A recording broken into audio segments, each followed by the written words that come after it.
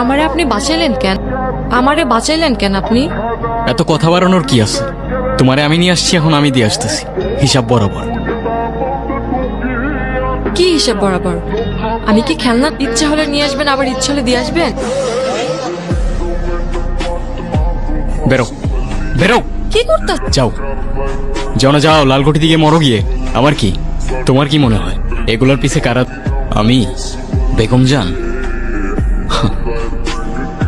আমরা তো শুধুমাত্র এক একটা দাবার গুটি। লালকুঠি চালায় তো ওই মানুষগুলাই দিনের বেলায় যাদের মুখে ভদ্র মানুষের মুখোশ লাগানো থাকে।